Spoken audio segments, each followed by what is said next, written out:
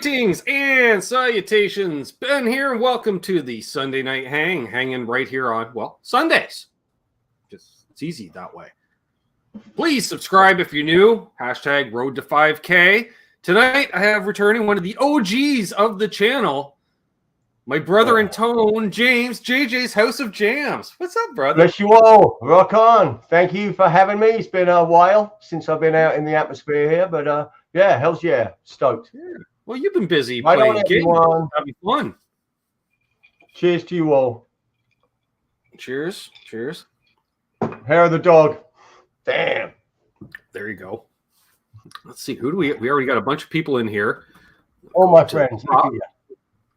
Because we had Herb of Fireside Studios in here over an hour ago. And then Martin from L&M Guitar Corner said, sorry, but I can't stay up until the stream starts. But I had to drop in to say hi to JJ and thank him once again for his hospitality when I was in California. I wish him and his family all the best and hope to be able to return the favor someday. Bless you, man. Awesome. Right. He's awesome. Got Josh Tamberg in here. Hobo Roadie. Symmetry. What's up, Trev? Charles 75N, Billy Baloney, Patrick Traits, JP Page 2, Terry's 3Gs, Ryan Hall. What's going on? Dave Chase. There's Lee Elbarge. We got Hip Metalworks, Retro Puffer. What's up, Retro? Octopus Ears. Good to see you, Brent. Who else we got here? Ferd Burfel. Awesome. Awesome. There's Joe. Great to see Joe. Down here. Martian Murray in the house. Nice. There's Cousin Doug, the Down and Back Cornhole podcast. He was live last night. And it is you on Tuesday nights that we're always late. So don't try to blame it on me. Don't even start. Just saying. Rob Baker in the house. What's up, Rob? What's up, Rob? Who else we got? Dennis Ellis. Good to see you, brother. Let's see. Dastardly Dave. Great to see you. All Dave, all night, all the Daves. Ben Allmark. Always a pleasure. BC Rich 581. Mr. Anderson. Jeff K. Right on. Stephen Douglas. Paul Leonard Ewing. Dastardly Dave. All the Daves. Yep. All the Daves. These are the Daves I know. These are the Daves I know. Yep. Canadians all know that song. Mesa Guitar Guy. He does not. Guitar Man 45.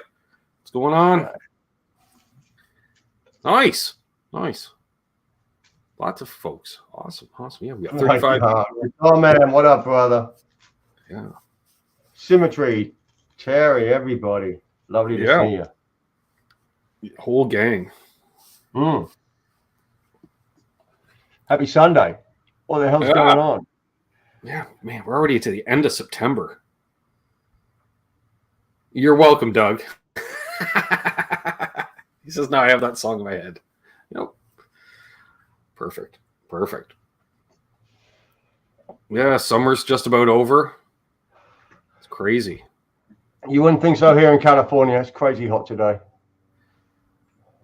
It got up into the 70s again today, which is nice this time of year. But, man, at night, it goes down into the 40s at night. So, bundle up. Everyone's mentioning the Marshalls. Well, yeah. All kinds of goodies back there. Yeah, Britain in the house, man.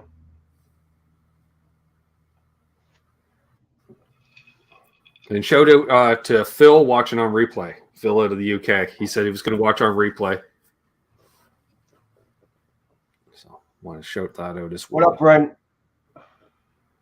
Where did he see him? Oh, and Charles 75. That's who it was. Ibaj 2204, brother. The Kings. Nice.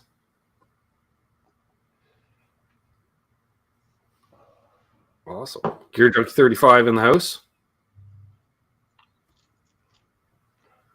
A lot of new names. Badass, man. Mm-hmm. Full throttle, James. Full throttle. Dude, full throttle. I ain't come off, is it? Nope. You want cruise control? The cruise control. You hit that button. Right. It's awesome, Ben. Yeah, closing in on 5,000. That's the goal by the end of the year. Staggering people on your show over the years. Right. Yeah. It has been crazy. You just, reach out to, just reach out to random. Hey, you want to? Yeah, sure. Let's do it. Really? Okay. I realized the other day, it was funny. I was going through my contacts list, booking some people. I didn't realize that how Charles, crazy man. in California now, like well over a dozen people in my contacts are based in California. And it's just like, this is insane.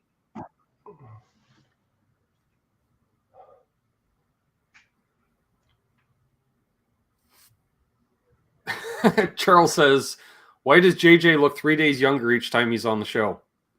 Well, dude, after my night last night, that should not be the case. What's up, William Silva? Got a new video out, I saw. Dan of New Jersey.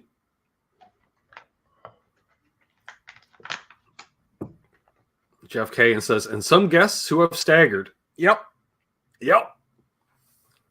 Especially, in the past where, what's that? Charles 75N and I were talking about that last night when we get into the beverages during a show, and let alone some of the marathons we did back in the day.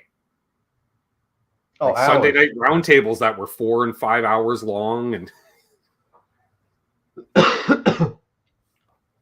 okay, anyone remember Humbucker Lover? We used to do 12-hour streams. It was crazy. He'd go 24 hours sometimes. Right. Yeah. Remember Randy? Will? Yep. Yeah, rest in peace, Will. I'm sure he's Absolute rocking man. up there. Octopus Ear says, had a hell of a day with Laz in San Francisco yesterday. I found a Les Paul that I can't live without. That happens. Oh, what? Yeah. SGS Studios in the house. What's up, Dan? Well, I don't know, JJ. Did you know that since the last time we hung out, because according to me sending you the link, that would have been my birthday show, that since that time, I too had purchased a Gibson? I know I've seen a lot of guitars. I know you've demoed a lot of guitars. I didn't know you purchased a Gibson, but yeah, I remember you had a Gibson at one point, a white one. Yep. So what'd you get? I'll go grab it. Yeah, guitar talk, man. Mark Taft, what's up, brother? Because I know you've been busy. So Well, yeah, I snagged this up a few months ago, JJ. All right, let me see. Ooh, yeah. Oh, yes. I remember seeing that one. Yeah. I remember the unboxing. Yeah. Awesome. Yeah. Killer. Dude, I even look at the Epiphones. I'm like, man, you see the Epiphones look freaking killer as well. Yep. I mean, and Robert, if you're still in the chat, he's done a whole thing on them, hasn't he? And it's like, wow. Mm-hmm. Yeah, he's going round and round on that one. But he's What's up, Scott Brockway? Knees hurt? Mark, really. Yeah, brother. Mark Taft? Yeah. Yeah, that's gorgeous. Nope. Yeah. So just a few more payments and she's mine. So what's the tone saying on that thing when you plug it in compared to a Les Paul or something? I've never even played one. Similar tones, but this one has a hotter pickup set. So right. It's more almost Wolfgang-esque, but a little thinner. Not quite as beefy sounding as a Wolfgang. Is it thick? Is it thick like a Les Paul or yeah, it's pretty thick. Thinner? I mean, solid lump of wood there, right? Yep. Yeah, I see it like with the output jack. It's thick. What's a big input jack? Big output wood. Jack. Yeah. It's thick. Yeah. Right on. Yeah, that's freaking dope.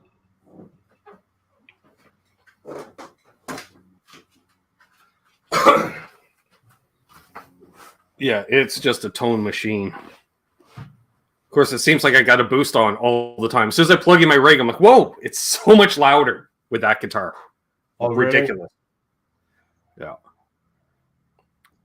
Is it comfortable? Ferd Burfel says, "Did you see? I did comment on. Yeah, Rhett Scholl did a video on the new Ventura 2 series bass 6, showing JJ off air. For those who might not be on the Instagrams and stuff, we'll do a deep dive on this tomorrow night. Boom! Glenn Campbell, eat your heart out. Big headstock. Right, this, yeah, right. Squire version. And let's just say I took good advantage of the attic sale at Long and McQuaid on Friday night or Friday afternoon. And it also helps to deal with a store employee who's given notice and doesn't care anymore. Randy Crooks asks, do I have a volume knob? For what? I have lots of volume knobs.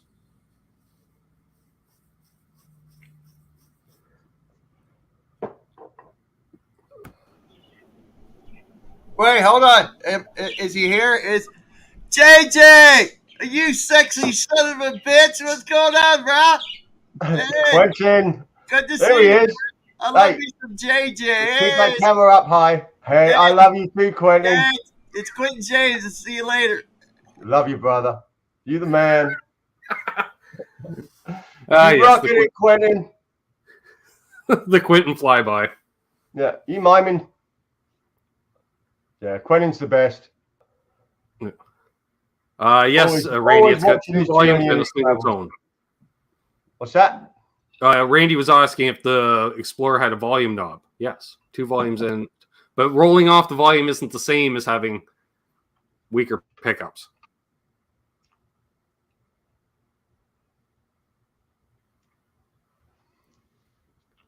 What are the pickups? I think they're the 498 500T set. All right. A 500T? Is there? I don't remember that one.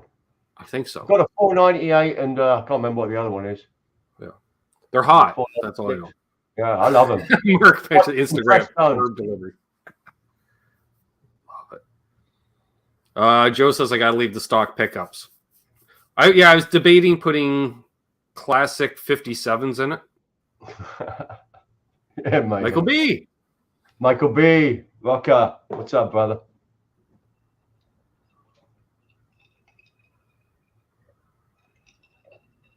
Joe Herbie, you in the house, brother? Good to see you, man. Yeah. See if I missed anyone there. Oh, okay, we're caught up. Chat's flowing. Mm-hmm. Yeah. Terry Up has to 50. corrected. Yeah, 500T. Don't even know that freaking pickup. Well, put it this way: it's enough that if you have a Blues Deluxe, the clean channel, it takes a lot to break up that clean channel. And I plugged in, and it sounded like I had an overdrive on. I was shocked.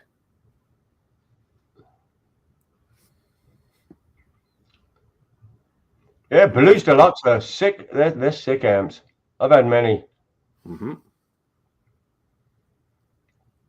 That's a sparkly, jangly, beautiful, clean tone. Yep. Works well in a stereo situation, too. Everything does in a stereo situation. Right. How can you not? Yeah. I absolutely love it. We were messing with stereo last night. Stereo chorus on a valve state. Marshall valve state, the stereo chorus. Mm-hmm. 2 speakers, got them wide, sat in the middle. Brad was over. Just freaking whoa! You get that sweet spot on the 2 because it's got 2 amps in it, and you're lost. Don't need nothing else but that chorus just flowing around. You can get right in it where it's 3D, man. Octopus Ears asked JJ, have you played a Les Paul Access? A Les Paul, that's the one where they changed the freaking deal. It's got the Floyd Rose neck joint. The neck joint's different. And a Floyd Rose? And a Floyd Rose, yeah. Well, like the Rush guitar? Yes. Right. I'd love to. Yeah, I had a chance to buy one years back, one of like the 70s, which had been modified with a Floyd Rose. You know, later on got modified, and yeah, very interesting. That Rush guitar, the Lifeson guitar, looks freaking sick. Yep. Yeah, I'm all about Floyd Roses, even though they're a freaking pain in the ass for live. The paranoia of snapping a string, you know what I mean, with the floating Floyd Rose. Oh yeah. Oh yeah. What's up, Eston Ray? Come think of it. Oh. Grab that. It's fucking nice to be back, boys. Cheers. It's a little dusty, but one of my long-term projects. Get this up and running.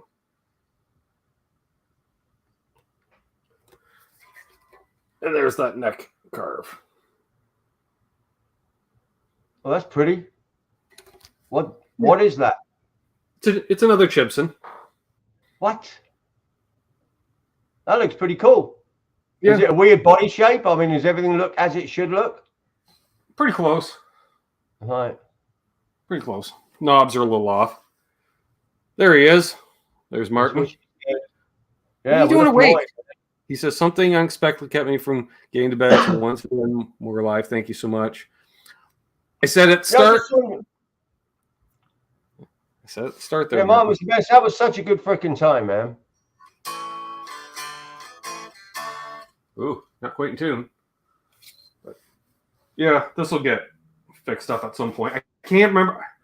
I have a feeling. I think the bridge posts are actually mounted in the wrong position to fully intonate it. I think that's the problem. Drive me nuts. Yeah. Well, that's the problem with the Chibsons, right? You pay a couple $100, $300, and you get what you get. Yeah. I like the color though. I don't know what it's. Is it like an orange freaking deal? That one is just trans red.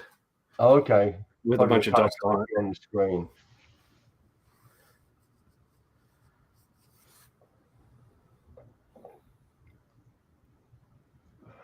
Okay, so Octopus here says he was looking at one that didn't have a Floyd. Okay. What color, Octopus? Yeah. Love me some color. I've played a few nice Les Pauls this summer because, like you say, JJ, I've been doing a lot of guitar demos because I've got a working relationship / agreement with Long McQuaid. Yeah, you've been nailing them. Demo anything on the showroom floor. And so I just they gave me a lesson room to use during the day, and I just go in there and shoot as much or as little as I want. That's killer. Yeah. And then they hooked me up with some deals. You've been nailing a lot. I see you've been doing a lot of the Charvels. I have. Well, you know, I know friends like Charvels. So, you know. What did you think on the Mexican Charvels? They're not the same. They're close, but they're not the same. The necks are different. The necks are much smaller than yours. Yeah. But they're freaking good for the money. Well, they are good, but they're not the same. And it's not a Charvel for them. What's up, Unbelievable? Seth? Good to see you. It's a clean, dirty lemon burst. Okay. That sounds killer. Cool.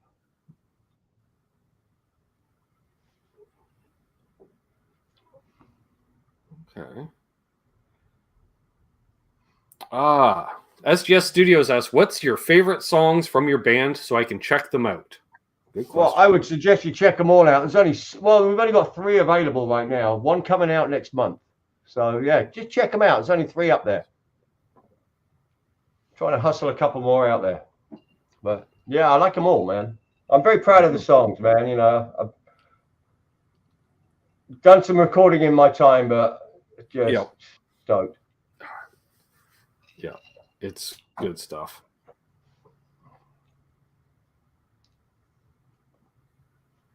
All right, go to sleep, Martin.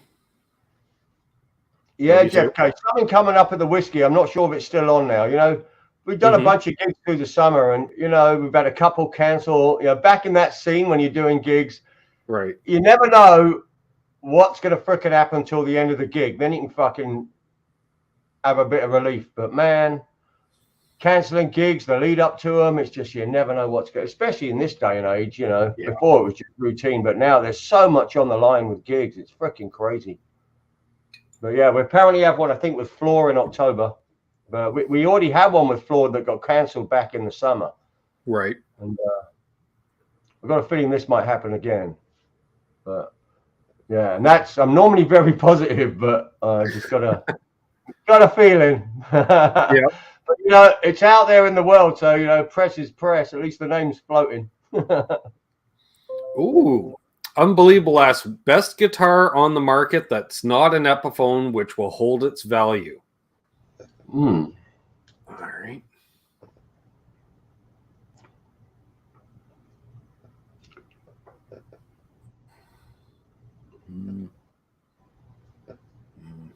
I'm always going to go with I mean, are we talking new guitars or vintage guitars or what? Investment guitars, you know what? If we go based on new guitars, oof. Yeah, I mean, new guitars. It seems to be traditionally outside of Epiphones, I'd say like the mid-price Squires, like the classic vibes, they seem to hold their value pretty good. The import PRS guitars seem to hold value, but I think that's just because PRS owners refuse to take anything less than 80% retail on them. What was the other one I was thinking of?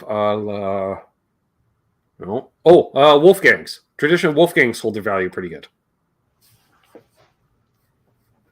Because traditionally, they've been a pretty good deal. You get a lot of guitar for the price traditionally, because it was like, what, $500 you're into a Wolfgang that played great. And what, for the standards, those basic ones? Yeah, those basic ones. Yeah, I think they first came out like $4.99 years back.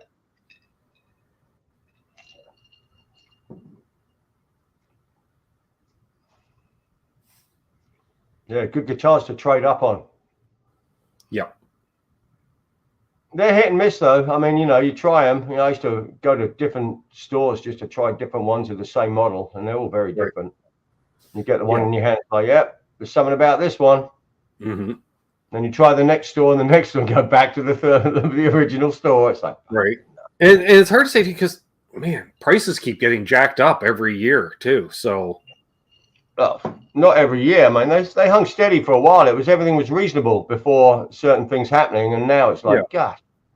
Well, the craziest is here is the EVH Shark guitar, which when it came out was about 1,800 Canadian. Yeah, that's dropped They're way now down.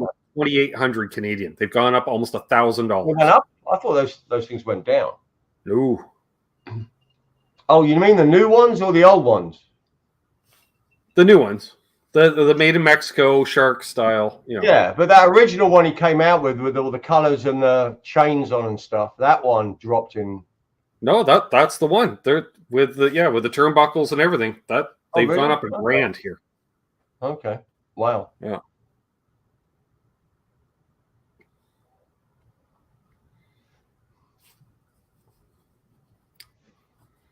I'm curious to see how the Kramers that are out now are going to hold value. Some of them are underpriced. You get a lot of guitar for the price, and then there's a few that are a little over. What's up, Boner Jams? Yeah, rock on, Boner. Congrats on the new show, your own personal one, and yeah, obviously the one with all the boys. Enjoy watching. Bears suck. Thanks, buddy. Killing the riffing as well, dude. Been watching you. Yeah. Who did you do the other day? Trivium, I think it was. Badass. Get that down picking going, boy. Yeah.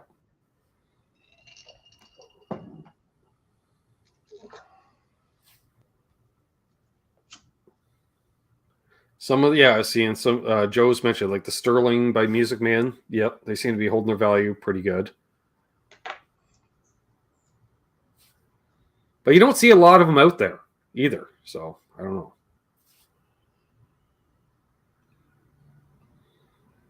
I mean, Gibson will always hold their value. If it's got that name on the headstock, no matter what range, they always stick to. It's always a win with them, generally. You may have to sit on it for a while to sell, but it'll always, you get your money back. Welcome back, Michael B., to the membership level. Awesome. Appreciate that, my friend.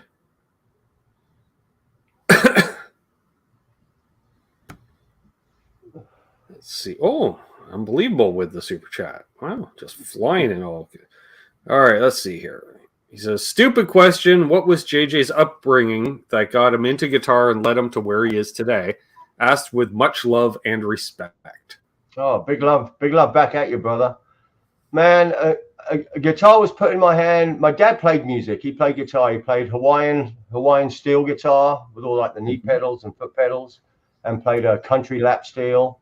Yeah. And he stuck a classical guitar on my lap when I was like 6 years old, and he just started teaching me finger patterns and things like that. Sure. And yeah, just, you know, early 10, 11 years old or something, there was, you know, kids going up with guitars at school, and I'd kind of hang with them, and then started discovering music big time. Mm-hmm. And I used to give the songs to my dad. I remember giving him like Floyd songs, all the music, and he'd put it into tablature for me, and I'd play and stuff like that. And yeah, just, you know, music therapy, lads, man. It's music therapy. I mean, for me, it's part of me, my DNA, but it's always been a therapy for me, no matter what. Truth. You know, save me in the darkest times and give me the biggest rushes. You know what I mean? Bigger than any fucking drug. It's just, music is just in me. And guitar, I never, you know, always played, and I got into bands in my early 20s. And from that moment on, it was just a band addiction and obsession with just rocking it out, writing original songs and rocking it out with friends in garages and frickin' wherever. And yeah, just why are we all here? You know, guitar brought us all together. It's, you know, some people may just be picking it up and not interested in this whole thing, but, you know, a lot of the names and the people I know in the chats, man, it's what do we have? What is it? It's something so powerful. And I, you know, you try and describe it to people. But, you know, my wife sees it in me. She sees this musical thing and just is so like, you know, how do you have that? How can you write a song? How can you hear a song and like, you know, because she loves music, but hears music for what it is. But it's there's always music going on in here. Wherever I am in the world, there's always a tune in the head. Guitar obsession, man. I mean, you know, I used to go into the stores back in the day, you know, in the early 80s and late 70s, and I look at all the classicals and the colors around the, you know, around the sound hole with all the different engravings in them with all the Spanish classical. And I was obsessed with classicals at one point. Loved them. You know, I learned rock guitar on a classical because I put electric guitar strings on the classical. You know what I mean? That was like the first thing. Plugged into mum and dad's freaking home stereo unit. Classical guitar with freaking electric guitar strings, you know. Sure. Yeah. I'm trying to think what my first. Can't think of my first. Mary joining in. Bryce, what's going on, guys? Nice. Hit that like if you haven't already, folks. Helps us, algorithms and stuff, you know. I think my first electric, I think, was the Squire, one of the early 80s Squires, them Japanese ones. Right. I destroyed it. I pulled the frets out and tried to refret it. Fucking never the same. Young kid refretting. Sure. Yeah, but for those of you out there who like really feel the guitar, it's like, poof. Yeah, man. Nothing else. I thought, like, from childhood, I remember asking my dad how to play, and he's like, "You're not ready. But I knew it was like getting your driver's license. I knew I was going to get it eventually. Like, I knew at some point in time I'm going to learn how to play guitar. It was just a matter of when. But it was a given, even as a kid. You know? Yeah. I just knew. My dad was like a sports freaking dad with guitar. He'd put me in a room and like for like an hour a night and give me patterns to play and finger patterns and check me at the end of it. And I'd be in the room by myself practicing every night. A very small boy. He was I got the exact opposite, which was, my dad didn't do. He would leave me in a room with gear because all of his gear ended up in my bedroom as a teenager because I took over the music room as my bedroom. And then he had one of his friends give me lessons for about a year. And then literally the teacher's like, there's no point doing this. He's like, you want to learn how to play like rock and roll? Just join a band. Just do that. And I'm like, okay. So I quit my lessons and, started a band in high school, and you all learn together. What's up, Aaron? I was bad in school, so I wasn't even allowed in the music room. Yeah, wouldn't let me loose anyway. Only I played the game enough with the music teachers to be allowed in, but then, I was bringing a Les Paul into school and plugging into it because there was no guitar amps there. I just used their bass amp and just play through that every lunch hour. And yeah, our music teacher was in a band called the Piranhas from Brighton back in the day. They were a big punk band, had a little bit of success. Nice. He was dope, but yeah, I couldn't. Yeah, I wasn't allowed in the room. Seth says my dad had me play scales. Hated it then. Super thankful now, though. Yeah, me too, man. Scales and finger picking, right hand technique, and I'm left-handed as well, so it's trippy. Yep. Straight in the right-handed guitar.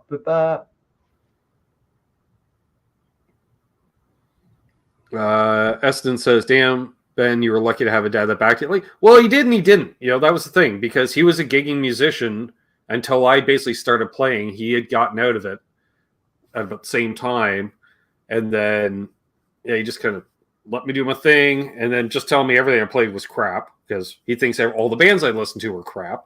Which, if you don't believe me, just watch any of the previous Father's Day shows featuring my dad. He'll tell you all the music we listen to, crap.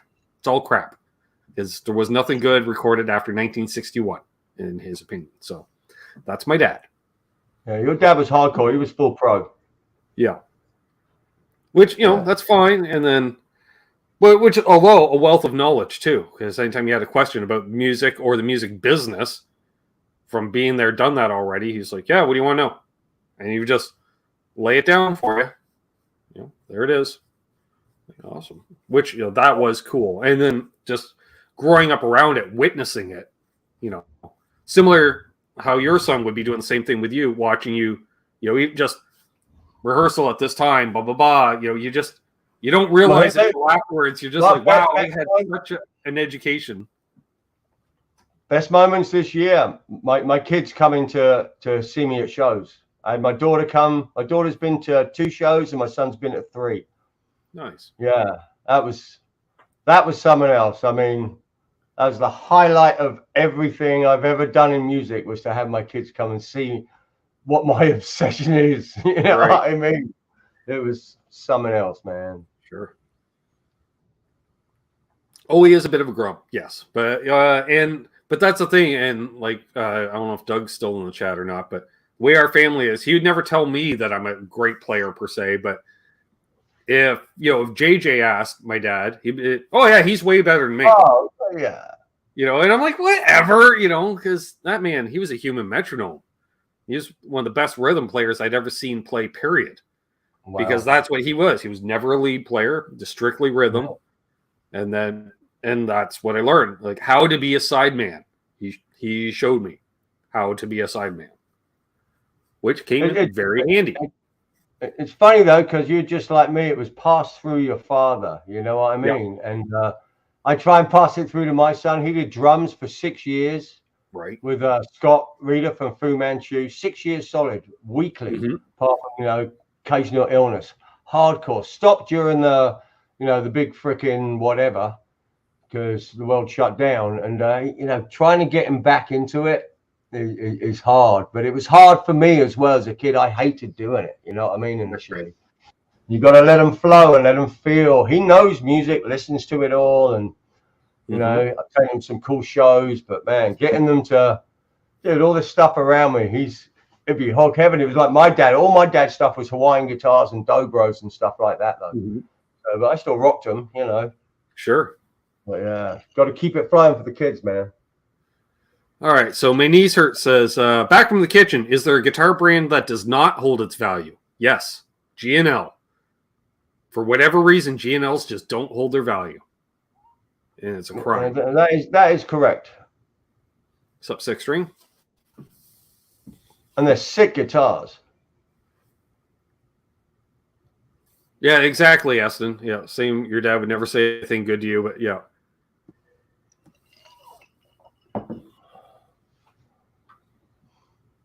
Yeah, Carvins can. I don't know. I was thinking Kiesel's more than Carvins, Scott, just because a lot of them, or so many of them, are custom order. It's like trying to sell a custom car. Holding their value?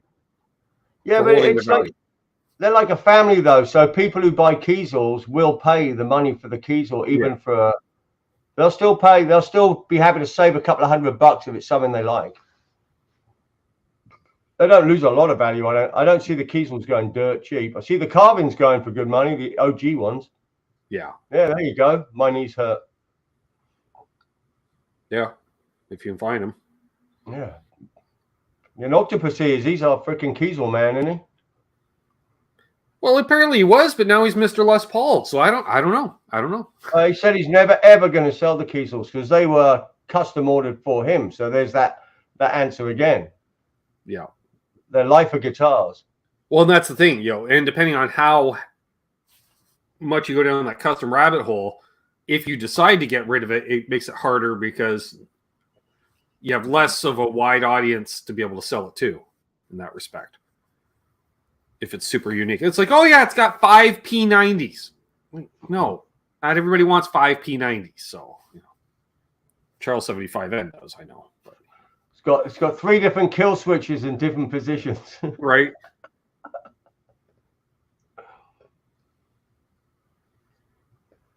What? Ryan? What? He done sold one? He's never come and visit me again. He swore on those guitars, man. Better not be the telly-shaped one. The root that's style. right. I do remember. Yes, he did sell one. Damn, he hardcore. But then again, I in all fairness, Octopus here is one of those guys that whatever the newest amp or guitar, this is it. I'm good. I'm set. Never again. I was like, yeah, I've heard that. I've heard that before. He rocks any guitar he picks up. He can jam, man. He got some good fingers. He got the magic fingers. He's got some wicked vibrato. Yeah, he goes to the right notes very often. He does.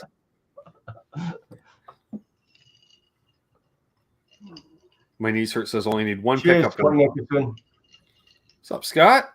Good to see you. I'm gonna get my second hair of the dog in a minute. Scott Nickerson, another OG of the channel.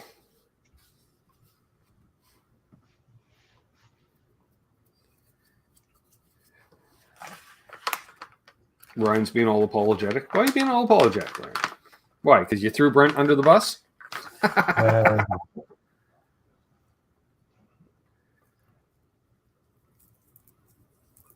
fine. Yeah, when he's on shows and they ask a question, what guitar do you regret selling? That's going to be a 2-hour conversation. Right. It's like 30 of them. Yeah. I can think of a few myself. That's for sure. I've hung pretty tight. The ones I regret selling was back in the day when I was young and dumb.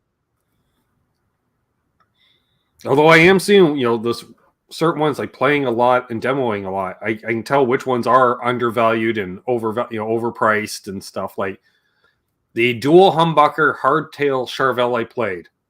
Great price and it's actual Seymour Duncan pickups in it. Sounded great.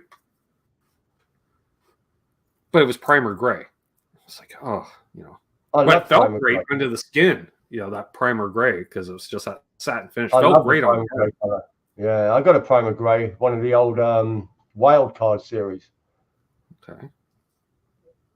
It's dope. It changes color like the Gibson Silver Bursts. That goes that green. That primer that they used back in the 2010 gets a green hue. It's going like weird, trippy color because they were brought out back then to customize yourself. Right. 2010, these Japanese versions. Right. So they put out the primer gray series and you customize them. But those who didn't customize them, man, it's getting this green vintage hue to it. It's freaking dope. Nice. Yeah. What's that, Brad? Good to see you. Another OG of the channel. Yeah, absolutely. Rock on, Brad. Good to see you.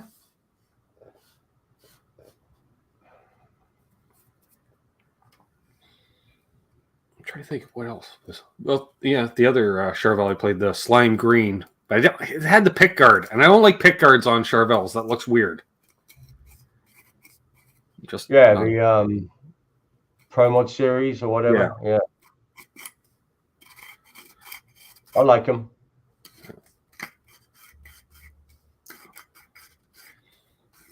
And of course, Dude, I'm I'm all looking over them. forward to another, I think, month and a half. We have basically US made Kramers coming out. From Gibson factory. I assume that's where they're being made. Right. I can't see them tooling up a new factory just for the handful or X amount of, American made Kramers they're going to sell. They all reissues or like some new model to take over no, it was a Beretta with the banana headstock, like the 5150, which is what everybody really wants, the Holy Grail, which has never actually been produced until apparently next month. And when I saw it was pretty sweet. Candy apple red, Floyd Rose. I forget what the pickups were that was in it, but yeah, very nice. It was really nice. Yeah, Ben, I've seen the Badlands. Yeah, they look dope. I like the first one, and I like the new one with the, what do they call that? The Hollow Flash. Hollow Flash. Yeah, it definitely sucks you in. I've always liked Hollow Flash guitars. Yeah, I think they're dope, man. Just price point for 2023. It's like, damn, it's a lot of guitar for that price. Yeah, well, what are they like 2,500 or something? Right there. I think the new one might be 27, maybe. Right. But still, the boys designed it. Yeah. Tone King and McKnight, Phil in on that. Yeah. And then two other people that I can't remember their names. Yeah, it's a couple of the old school guys we know from the chat, been around for years. Yeah, but no, superb guitars. I mean, I'd love one. Yeah. Yeah, they look. They're going to be sick to play. And to answer Seth's question, I got that L&M Guitar Corner or Heisenberg. Yeah, I was thinking about the Hollow Flash yesterday. If I ever got one, I'd try and customize the Hollow Flash a little bit, get more of a green hue. That's what I like. They're dope. Very nice. There you go, 2,700. Yeah, totally worth it. It's like the Friedmans. It's freaking totally worth it, man. You pick one up, they're freaking dope. You know it's going to be insane and it's going to be flawless. Yeah. If it's your kind of neck, the tones will be sick. If you feel it in your hands, you freaking. The only thing I find is the Friedman necks are a little big for my liking. Well, again, it's like they weren't. If you got the Grover series of the Friedmans, they were all what was ever in Grover's feel that day, how he felt that guitar needed to be. They're not all completely different. Yeah. Yeah. Some are fat. Most of the ones I played, they're all just a bit big, but that's not a big deal. Yeah. Terry says JJ would like the new Guild Starfire 7 in green. A Guild Star, I'll have to look that up. That'd be a semi hollow body. All right. I've always been a 335 fan, I think, if it was going to go that route.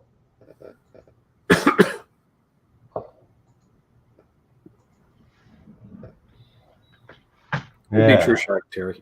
Can't remember.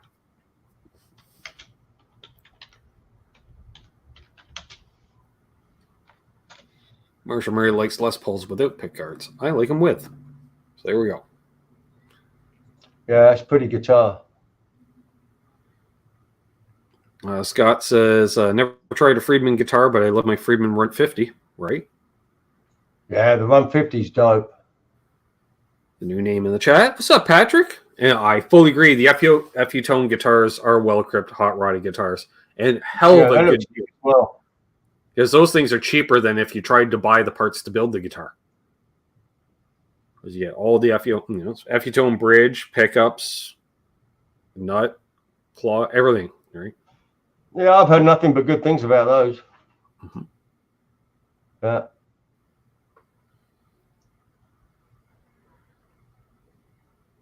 Freaking Octopussy, you're funny. Since 2004. Wow. I gotta have it. When you were born, wasn't it?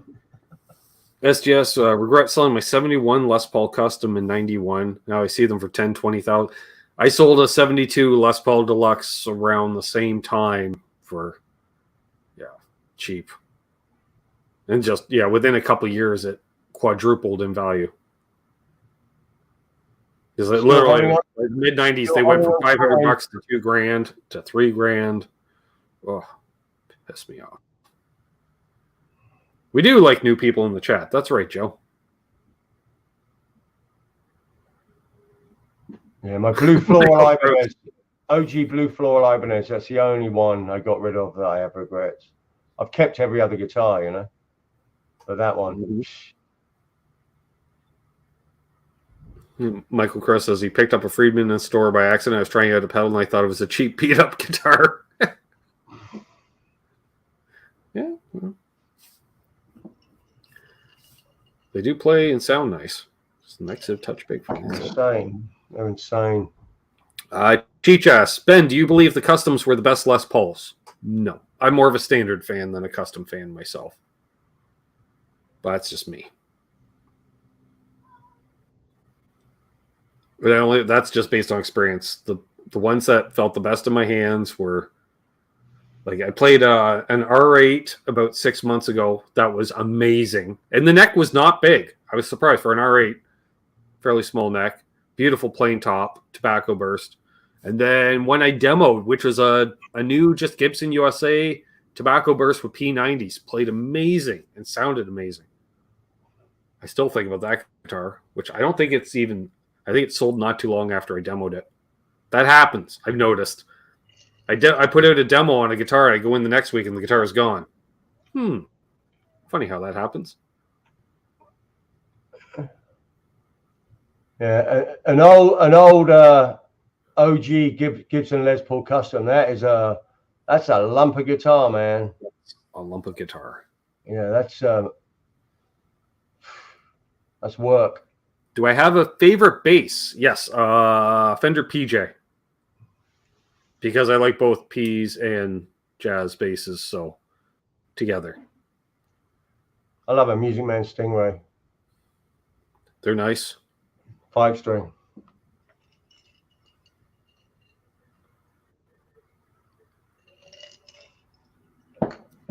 Apparently, Ryan sent me a photo of his old Gibby. Let's see here. Paul McDerry.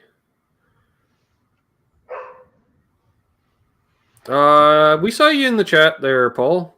He texted me or messaged me. Okay, that was half an hour ago. Okay. I believe, in theory, I should be able to tag you, Paul. Let's see what happens.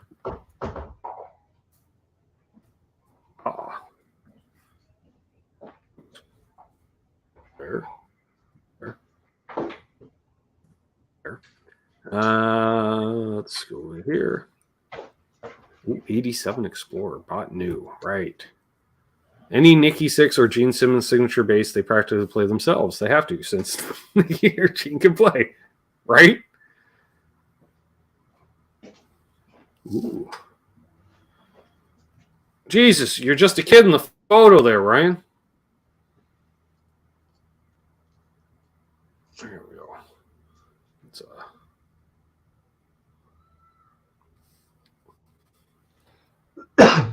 This would be Ryan's 84 Explorer. Nice. In red. Do I like Yamaha guitars? Depends. Not a big fan of the cheap Pacificas. But I do like those Nuno guitars are great. The Nuno Telly shaped one I really loved. Those Rev Stars look sick. Wasn't a big fan. Once I set up the pickups correctly. Oh, you had one? Yeah, I had one in to give a setup to, and then I set up the pickups, and they had to be all jacked up weird to get them to sound even and stuff. And yeah. You know, the USA one, no, I think the Japanese ones would be killer. Played well, but just, I wasn't a big fan of the sound. Manisert says, Ben, if a Canadian gets a package from the USA, do they have to pay extra fees, taxes, or VAT or whatever? Yes, we pay import duty, which is sales tax on whatever you value the item at. So, like, if you were to send me a pedal, you don't value it at $200. You value it at $20, maybe 40, because they don't care. They're just whatever. Just send it off. Gary Davlin, super fan in the house. What's up, Gary? Yeah, SGS, correct. Those Yamaha 80s guitars were sick. Mm-hmm. Cheech asks, favorite acoustic? Martins. I'm a Martin guy when it comes to acoustics. D28 being my favorite. I love triple O's as well. I like Gibson and Guild.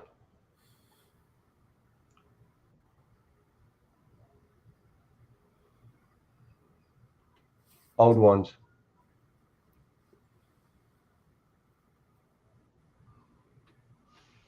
Yeah, I can see that. I don't mind a Gibson Dove. It's like a hummingbird, but a little brighter because it's all maple. The original ones are so sick. Oh, yeah. It's that Tom Petty sound. The J45, is it? J45s are nice for a jumbo. Or, no, it'd be the, SJ200s? Be the jumbo. No, the J45 is a little smaller. They're freaking sick. Scott Nickerson says, I have major gas for the new Gibson SG Standard Limited Edition Silverburst. Fine with me as long as it doesn't have neck dive, which most of them do.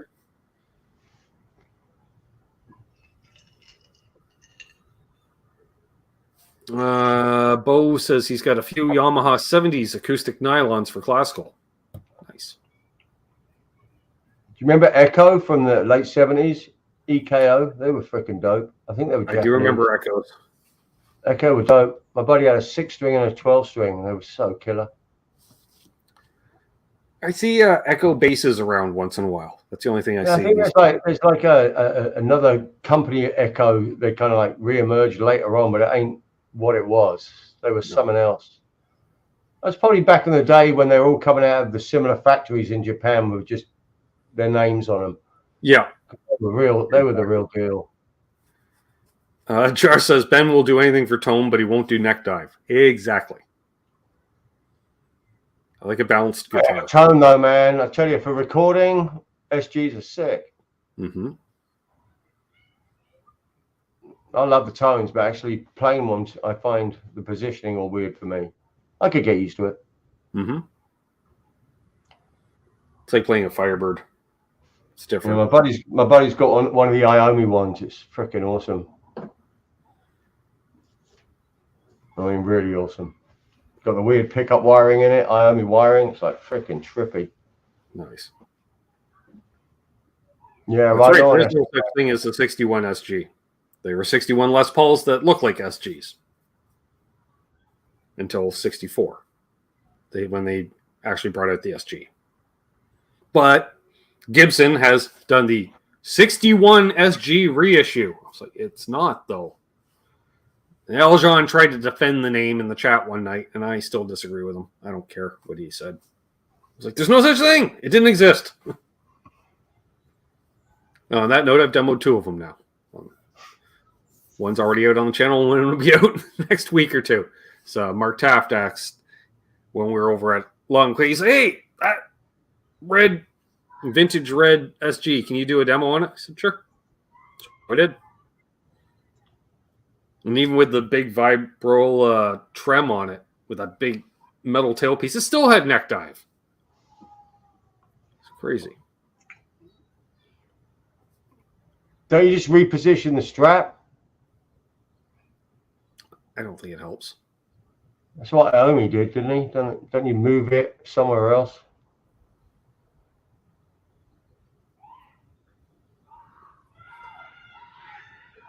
Yeah, but SG is the one. Well, Terry, I'll do a Dane Electro if they're priced accordingly. That's the thing. They're just overpriced. Dude, they're sick. I used to rock one back in the day, live. It was awesome. Killer feedback.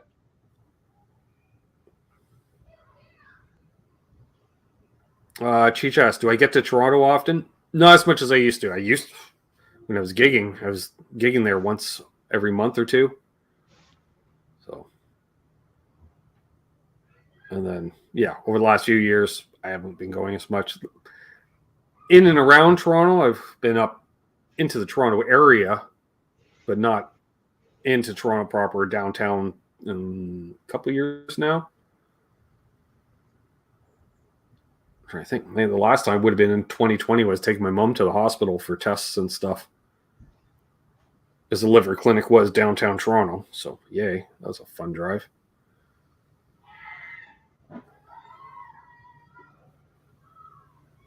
Thank you, Terry, with the links. Appreciate it.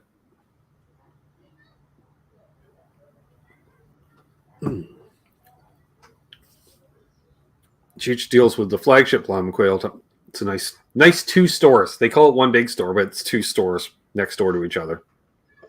Drums and PA in one store, guitars and bass in the other. I don't know where they put the orchestral stuff. Don't care. It's not my department.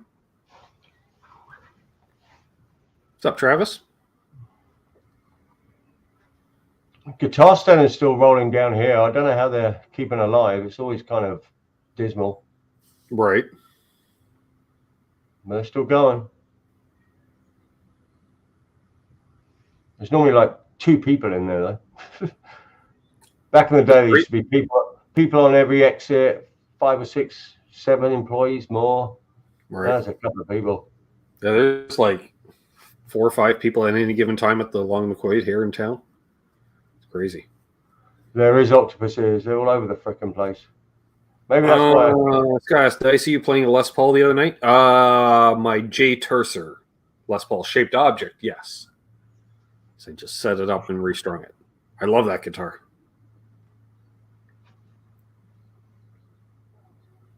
Like, I got more hours on that guitar than any other one I own now. Although, well, no. The 67 might still have the most hours because I put a lot of hours on it in high school, so. Until I got my own guitar.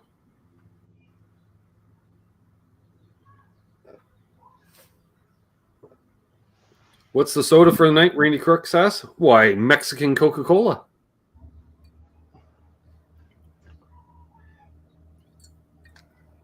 The real deal. Guitar. That could be a coin toss.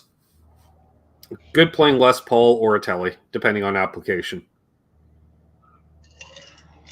I can cover pretty much all the bases on one or the other. Or both. Which I quite often would take both to a show. What's up, tea cake? What up, Fruitcake Tony? Rock on. Yeah, had a cool show on Vince Gill last night. Nice.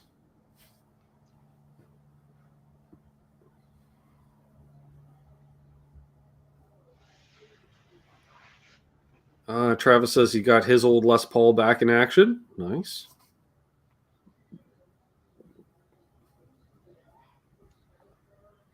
Background noise.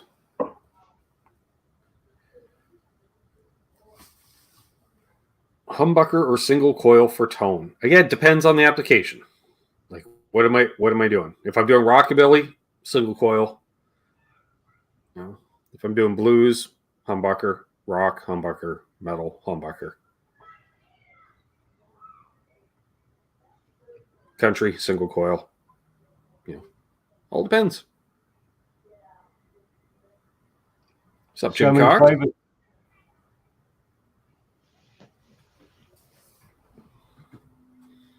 Scott Brockway got another set of pedal shelves. Nice. That'll be filled up by the end of 2024.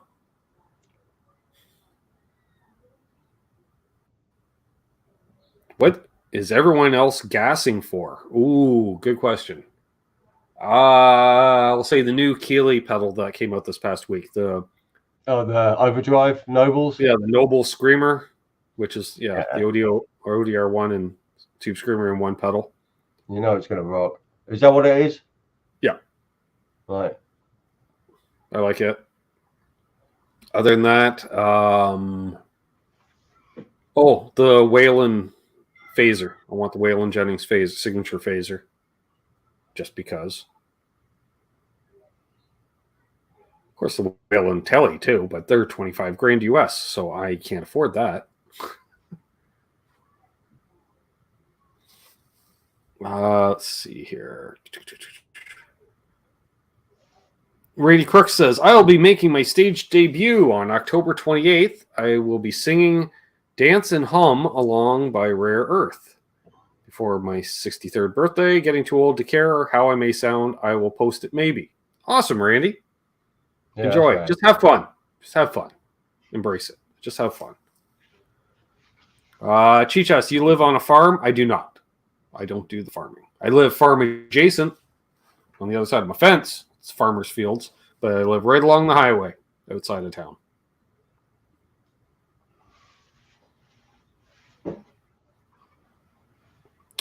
Josh just snagged a Marshall Origin 50 with a 212 cap for $500.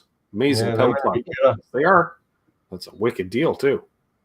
Yeah. Epiphone Firebird Ferd. I know, because it was like 900 Canadian for that thing, and that was sold as soon as I put up the demo. So I couldn't even put that on layaway. So I just remember I was doing the demo on it. JJ, I was like, oh, I totally gigged with this guitar. This is an amazing guitar. Like, if you told me it was a Gibson, I'd believe you. Because no shit. It sounded exactly like a Firebird should sound. It played like a Firebird plays. I played vintage ones, and I played that one, and was not a whole lot different. So, yeah. Scott Brockway saying Full Tone's making an amp. That'd be rad. He's probably already halfway through it, been tweaking in his retirement. That's awesome. Right. Yeah, he's genius. Never been to Sandbanks to camp. Not to camp, but I've been to the beach many times growing up. It's awesome. It's just like the Caribbean over there. Big 15, 20-foot sand dunes and crystal clear water.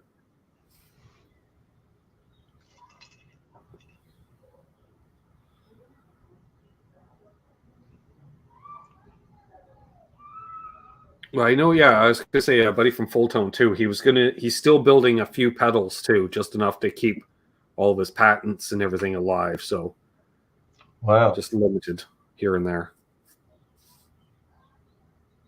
Someone who just did kind of an OCD clone, though, one of the big companies. Right. I remember who it was. Remember.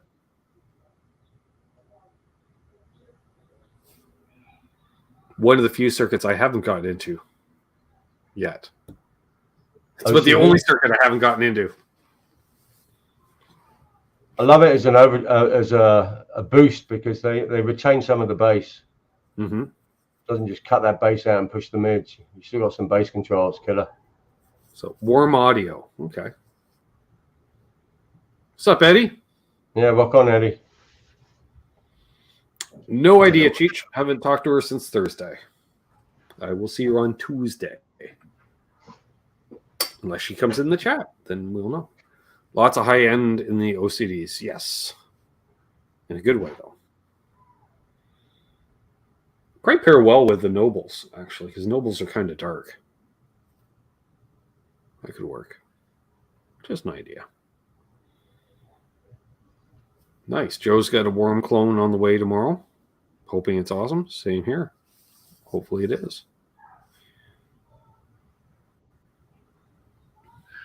Oh, come on, Randy. You're playing with Rare Earth. We know it.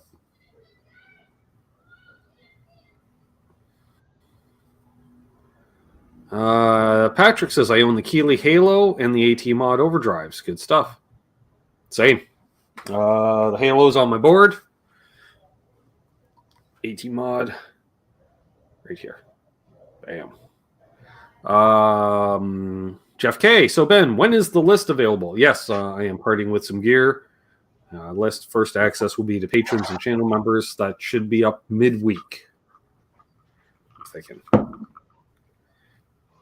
Cheech asks, how many guitars in my collection? I don't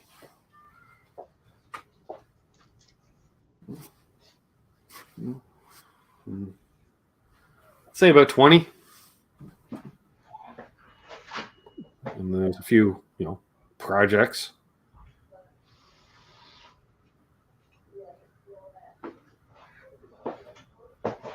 Yes, Patrick, I run the Halo into the Keeley Hydra. And that's the back half of the pedal board and has been for over a year now, because that comes stereo out of my stereo chorus, then stereo in to the Halo, stereo out, and then stereo into the Hydra, stereo out, back to the amps.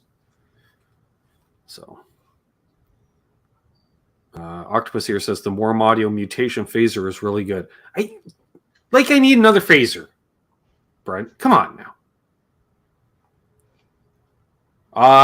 No, I don't play a lot of acoustic. I find it's too hard on my hands these days because I got 11s on the acoustic, so it gets a little hard on the hands. Play my classical a bit from time to time, which I've been meaning to move upstairs actually, so I'll play it more. But yeah, I only have one acoustic. It's a vintage acoustic, so I don't play it a whole lot.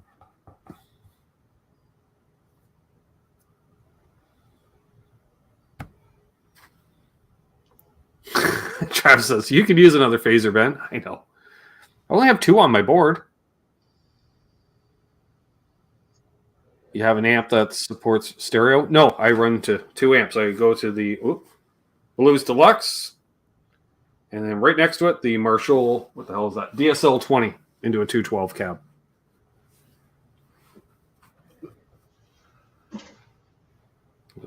SGS Studios asks, JJ, are your singles on Apple Music? Yes.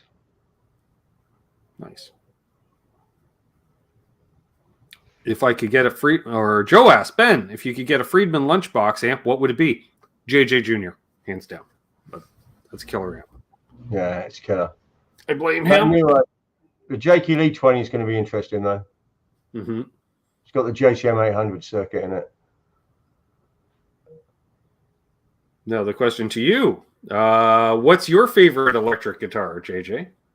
Oh, man, so many. Right? You know, jamming right now, the PB Wolfgang and a 90s one. Yeah.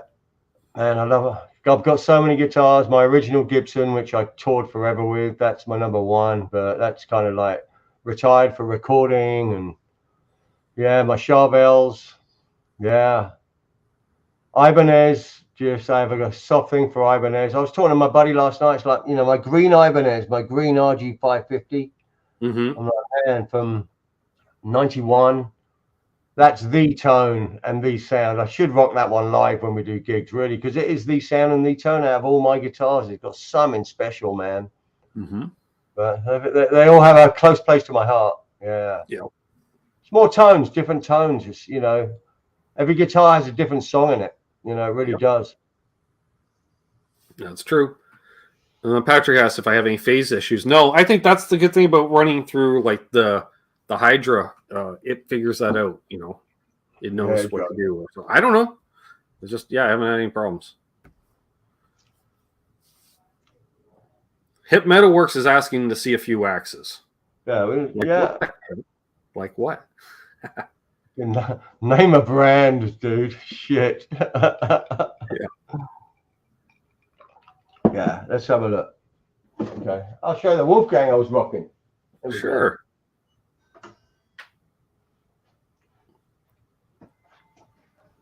Yeah. Nice. Yeah, this is one of the Chinese imports, and it's funny. Mm-hmm. I've got the OG ones, USA, but this one, man, this one has a tone which is so thick. Same pickups, I believe. I think it was like a 98 or something like that. I can't even remember, but this thing it rocks. Nice. Yeah, killer scale length. 10 to 48s, I think I use on that. Yeah, beautiful guitar. Highly recommended. Got that one back in the day for next to nothing. Mm-hmm. Yeah. Yeah, my trusted Charvel with some war wounds. That's my gigging guitar. Yeah.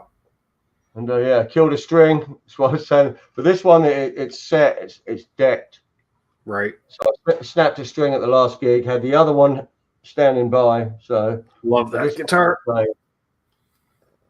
Yeah, I love this Charvel.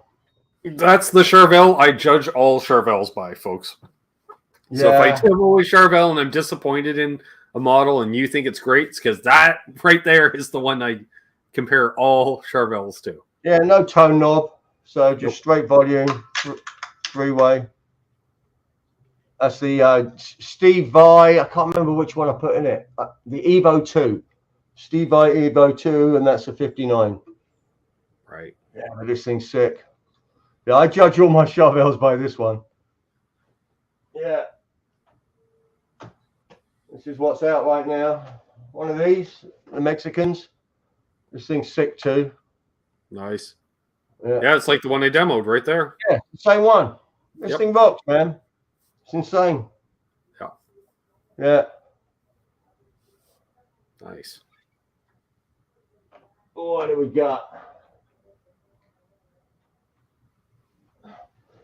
One of these ones. These are the what are they? 2016 or something. About with that, with the holes in them. Mm-hmm. Super resonant. Thing rocks. And this is the one with the 498 and what's this one? I don't know. 490. Yeah, these things are killer.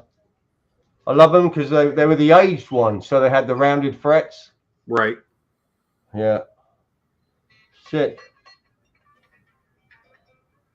Yeah, beautiful guitars. William De Silva had the same Les Paul, he says. Oh, really? Yeah. Yeah. Love the necks on them, man. No binding. Yeah, beautiful. Mm-hmm. Very nice. Yeah, man. Got a bunch in cases, but this is what's been out. Another Charvel. I do love them. Yeah, these are nice. They have the split on the volume. Right. Yeah, floating. Yeah, this one saved the day at the gig a couple of weeks ago when the other string snapped. Yeah. Very nice. Yeah, this guy, I always love this guy. And this was to replace the one I sold years ago. I had an original one of these. Big Steve Vai fan and have many RGs. But these are really nice. Very nice. Yeah, that's an Evo 2 as well. Yeah, and these were the premium. So they were made in Indonesia, premium factory. Fucking, the fretwork is phenomenal. Yeah, beautiful guitars. If you can do with the necks, I love the thin necks. Yeah. Beautiful. Yeah, which is funny. You got the Ibanez with the super thin necks, then you got the chunky necks on the Charvel. You know, I'm not a guy who, like, I can adapt to anything. I just adapt. Right. It doesn't freak me out.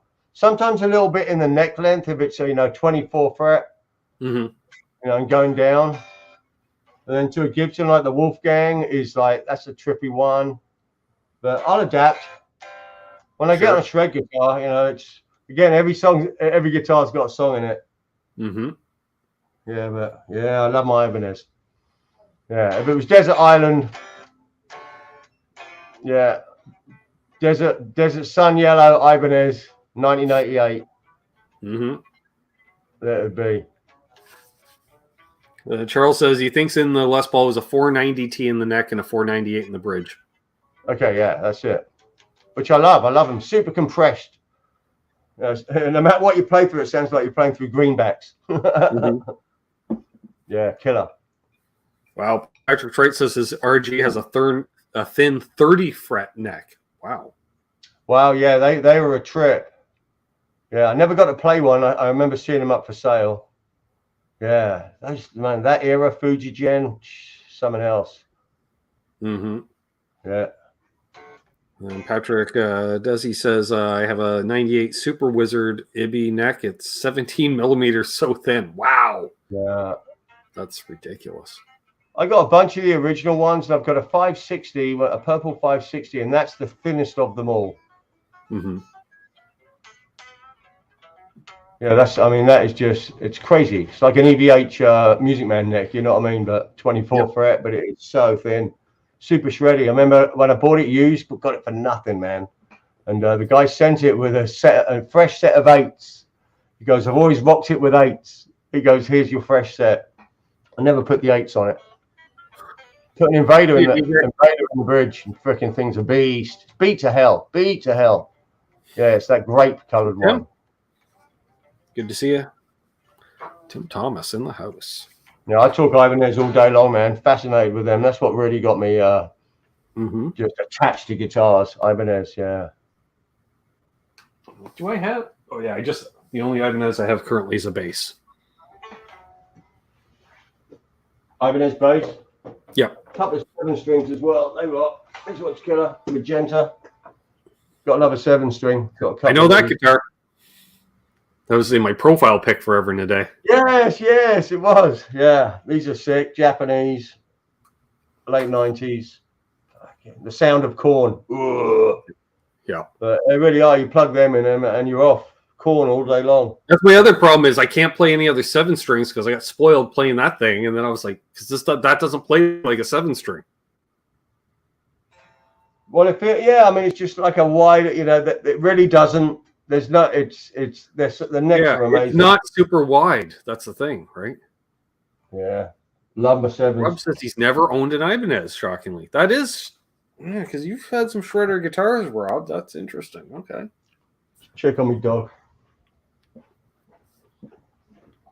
Interesting indeed. Well, we're gonna go a little while longer here, folks. Great comments and questions tonight. I love it.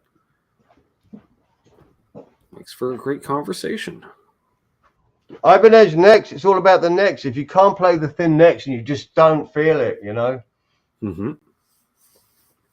Some people just, it's home to me because I grew up on an Ibanez RG and one of the original gems. Strong. Randy Crook says, I may be picking up a bass soon. Any recommendations for a starter bass? Honestly, dude, the Squire basses are fine.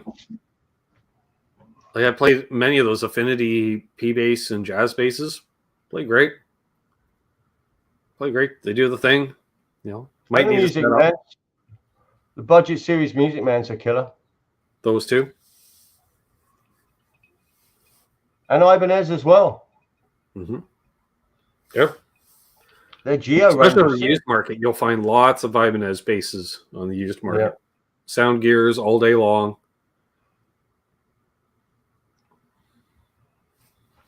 I got a bass. Where's the freaking bass? This is killer. Yeah, I'll grab my bass as well. One of the Aria Pro 2s. I think this was like 1983. Right. I know that bass. I got the Ibanez RD with like reverse headstock. How crazy is that? But then down here, it's like a Music Man. Tim Thomas, rock on, brother. Cheers to you, my man. Yeah, there you go. Yep. Doug's been lurking for about half an hour. Oh, well, I got this one at Guitar Center. It was covered in punk rock stickers. I got it for $60 at Guitar Center. Made in Japan. They had no clue. This thing's a monster. RD 300. This one is 24 fret. Yeah, because you need 24 frets on a bass. What's up, John? And get yourself an Ampeg 8x10 with a SBT Pro head. You'd be set. Right. Yamaha basses are quite good. Yeah. Problem with guitar and bass, I mean, guitar, don't we love it loud? You know what I mean? Crank the Marshalls. And same with bass. I mean, bass, when it's cranked and you're feeling it, nothing better. That's true. Can't get enough bass. Crank it. I think I paid, I don't know, $60-$80 for that bass a few years ago. Yeah, Cheech. Freaking Yamaha basses, man. They're sick. Mm-hmm. Even the 5 strings, I mean, they're freaking dope. Mm-hmm. What up, John DeShane? Good to see you, brother. There's a tone merchant right there. Yep. That's the truth. Cooking burgers. Nice. You can play as well. He's got the riffs in him. You're a riff writer, mate. I love it.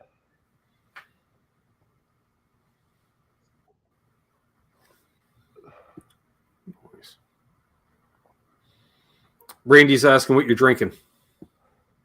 Man, I'm out of Jack and Coke. So my buddy come around last night. I don't drink, it's like very rare. But my buddy come around and I knew it was on, and we cracked it. I'm like, there's no Jack and Coke. I'm like, there's got to be whiskey in the house. And I opened this freaking thing, and there's like 2 Christmas like present bottles of Crown Royal, still with like the little freaking dress on it, and I freaking cracked that.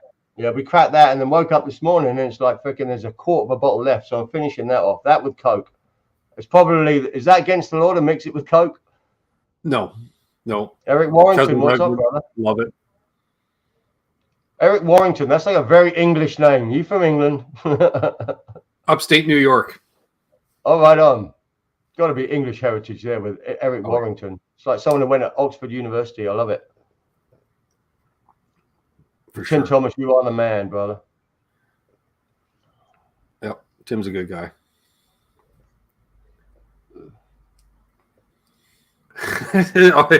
Everyone's Crown and Coke is great. I was waiting for Symmetry to say that. What do you say? Crown and Coke is great, and Scott says nope. CNC was common drink. Yep. Symmetry. And when Eric you donate, says, family's English. Yep. Symmetry. When are you donating your beard to cancer research? I think's hardcore. I'm digging it.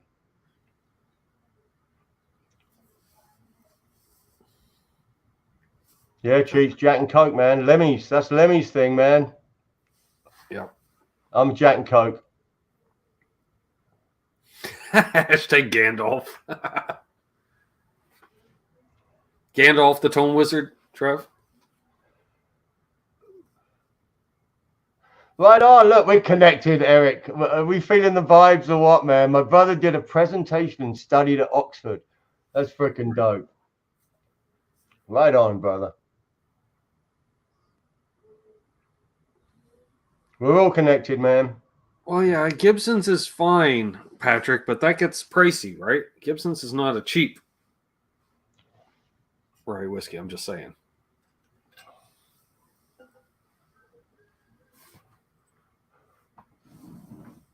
Whiskey just gets you there quick, you know what I mean? It's like, damn. I said, I'm not a drinker. I'm drinking, I'm partying. Yep, that's the truth. Oh, no, Chief, I ran away. I'm in California, brother. England is way behind. Miss it, love it. Yeah. You miss it at times, but, midwinter you wouldn't be missing it. That's for sure. And I could do it for a weekend, you know what I mean? Just sit in the pubs with my buddies. Fucking hell. But living through that winter was always real tough. One of the things with California, when I surf, so I came here to surf and whatever back in the day, man. You come here in November and it's like hot, sunny. I loved it. Love weather. Exactly. SGS Studios, much love, brother. Appreciate that. Let's see. Jeff K asked, Ben, did you lay down the bass parts on the theme songs you recorded? All but one. The theme song to Charles' show, Guitar Safari. I actually did not do the bass on that one. My producer, who's a very competent bass player, I just had him do it. And Dark Side is a killer song, SGS. I agree. We hit 100,000 streams on Spotify on that song. Very proud. Nice. Who'd have thunk it? Of course, I sent you the link, said the LPD demo I did there last month. Screaming, yeah, power. Yeah. Couldn't help it. Can't help it. Hey, John. What's happening? And Preston.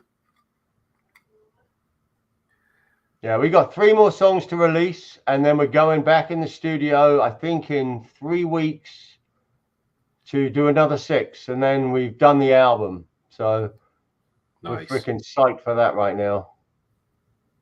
That's awesome. Yeah, we got Cameron coming to the studio doing pre-production with us at rehearsal now. Kicking our ass. Preston, yeah, brother. Love watching your streams, man. You're pure rock. I don't know if Aaron's still in the chat or not, but I believe, was it this past Friday he had a gig, or he has a gig this coming Friday? He's been rocking the gigs. He's been busy all summer, killing it. Yeah, he's killing it. And his album should be coming out soon. Yeah. I like his stuff. It's raw, man, and it's pure from the soul. It's freaking. I love the vibe. Mm-hmm. Guys are cool as well. Freaking 3-piece as well. They're making a lot of noise for 3-piece. It's badass. Truth. Yeah. No, he's like me. Fucking, he puts his heart and soul in that music, and that's where it comes out. Mm-hmm. All that inside freaking pain and freaking whatever, it's all coming out in the music, you know. Yeah, I love you, Aaron. You coming back for NAMM? What's happening this year? Who's going to NAMM? Good question. Who is going to NAMM this year? I'm not. I'm going. Yeah. Bo says there's a new Gretsch, thinking of getting the 6130T Sidewinder. Yes, do it. Do it.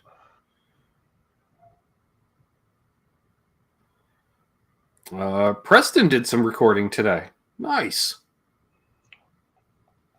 Nice. Yeah, the only recording I've been doing is for the bumper music for my videos and the theme songs for the shows, live streams. Yeah, all right. Preston He's going to try to go. Hey, man. Got to play every day like Preston. Play every day. Yep.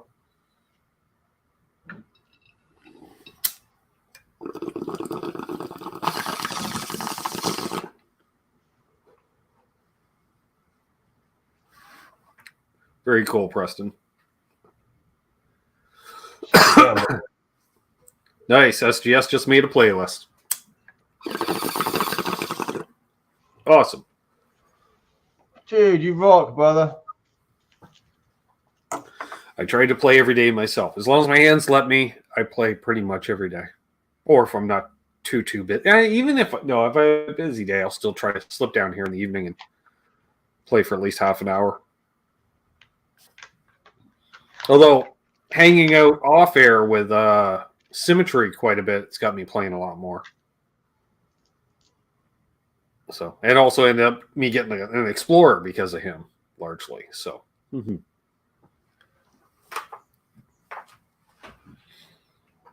but we just got a lockout local. We've been freaking hoping for it for a while, so we've been going to rehearsal rooms when we rehearse, and we're very consistent. Right. We just got a lockout. We're sharing it with another band, and we're freaking psyched, man. It's been a long time since I've had a lockout. Right. We used to rehearse out there as well, but the guys running it has now opened up another one somewhere else. We're taking that one over. We're freaking, it's on, man.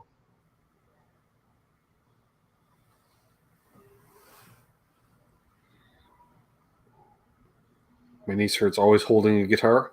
Nice. And thank you, Terry, for the links and such. Appreciate it.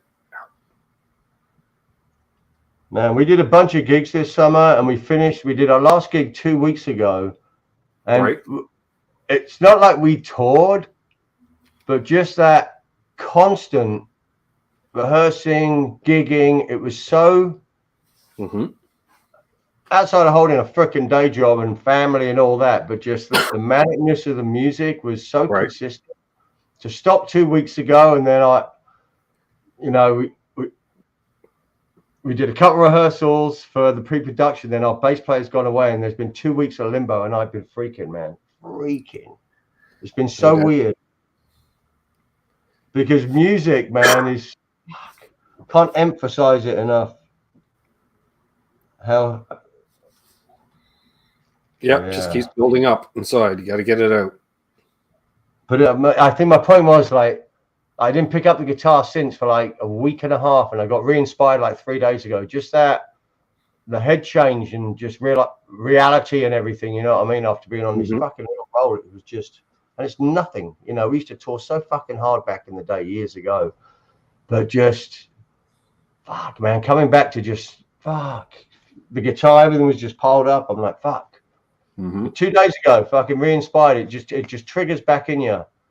And it's a song and a riff in your head, and the looper pedals fucking set, boom, let's start fucking writing again, man. It's It's killer.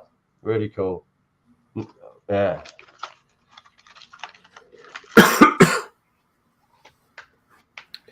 Cheech asked what your era of music is. Fucking era of music is from the 70s, but at 70s, 80s was fucking hit and miss for me. I mean, minor metalhead, freaking, you know, full glam period. I was living in LA in like 86, 87, 88. I was here in 84 for a year as well. So I got, you know, first time hearing Van Halen, you know, coming from England as a rocker, going to Hungry Ears and rock clubs and fucking Motorhead and all that, Judas Priest. Right. All the Hessians headbanging in the fucking, you know, on the fucking dance floor, to here, to all the fucking glam, fucking walking into this party house off an aeroplane, out of my mind, smoking one of them fucking big, they used to have them fucking glass pipes and stuff it full of weed. And we hadn't fucking had weed like that. And I was fucking hallucinating, go to this fucking house and like Panama's playing on MTV. Cranks, like 1984. Fucking mental. Boom. And that was it. Got this little glam phase going. Saw GNR in a fucking industrial fucking place in Long Beach with Great White. In the day, man. Used to go to Gazzari's, but then back to England after LA, 90s, man. And I know some people hated that transition. Gone went the lead guitar. Right. Fucking grunge just fucking took me hard. You know, not grunge, you know, like Tool, fucking Stone Temple Pilots, all that era. 90s took me hard and I never left it. So our music now is very influenced from the 90s. It was basically when our fucking deal fell through back in the day. That's just carrying on. The right people around us, just legends in my band. And it's like, fuck it, let's just do what we do. And we're all 90s heads, man. Old fuck 90s heads. 90s can't fucking. I had unplugged Alice in Chains just cranking before I came on tonight. That's a daily thing for me. Alice in Chains, just lame voice, man. Yep. Yeah, I'm all over it. Cheech has into the whiskey. He's played the whiskey multiple times. Cheech. Yeah. We had a killer show at the Whiskey Man a little while ago. It was incredible. We had the guy from Slipknot backstage with us. It was badass. Fucking what's his name? Yeah, the DJ. Sid. Yeah, that was fucking dope. He rolled in. We're like, what the fuck's he doing here? Partied with us for a bit. Yeah. Whiskey was incredible. Awesome night. Yeah, that was with Gilby Clarke and Enough's Enough. Now that was recent. That was 2 weeks ago at the Coach House. That was awesome. That was the Coach House gig. Yeah, that was a great freaking night. We destroyed it. It was a good house as well, good size, and fucking hell, yeah, we killed it that night. Yeah, people said that was the best show we've ever done, which was good to hear. It shows that you do a run of shows. At the end of it, you're right there. You know what I mean? Again, that was the day where it's like Enough's Enough hadn't showed up. There was no sound check. They were running late. The days fall apart. And, you know, some of my band members, you know, they never used to tour like me and Josh did. And I'm like, dude, this is how it is. You just got to chill. Everything will just fucking roll forward, man. And before you know it, we're on the stage. So what if there's no sound check? Well, line check it, fucking bang. But we killed it. Luckily, the sound man that night was just fire. He was a 90s dude. My fucking make it sound like Soundgarden, Alice in Chains. Just get that kick drum there and that fucking bass grind, you know. Yeah, it's killer. Nice. Gilby was great. They were awesome bands, man. Enough's Enough actually were freaking great. You know, they didn't have the drive and energy like I saw them back in the day, you know, when it was kicking for them, but they killed it. They were really good, both of them. Yeah. Legends playing with Gilby as well. The players were legends. Sure. Some dude from Dokken and the keyboard player from freaking, I mean, he played with everybody. He was really good. Yeah. Really good. Nice. Well, on that note, I think we're going to wrap things up because, you know, keep the time to a certain time. Works out well for the replayers and such. And we had some great input from the chat tonight, which is always awesome. What a night. We'll definitely do this again. You know, of course, JJ has an open invite for this channel, so we won't wait so long to catch up. He's been busy. I've been watching. I keep an eye on the socials, and I noticed that's, you know, after your last show, I'm like, hey, let's do something. All right, cool. Yeah. I'm psyched, man. Awesome night. Wonderful to see everyone in the chat. Freaking great night. Yeah. So check out Star Zero on socials. Terry's been putting in the chats. Appreciate that, buddy. Yes, yeah. New songs coming as well. Yeah. Again, Rock and please roll. hit the like if you haven't already. Subscribe if you're new. Although if you're made it this part and you're new, might as well sub. I'll be back tomorrow night playing some tunes, even on the new Git probably. And we got Trev and Terry joining me as well with Canucks with Guitars, and then some demos this week and part 1 of a 2-part series of me restoring a guitar I picked up almost 30 years ago. So that's happening. So always hold those doors open. Let Randy Crooks ahead of you in traffic. He's got to go buy a bass apparently now. So be well, happy tone chasing, and of course, just don't litter. Just don't litter. Right.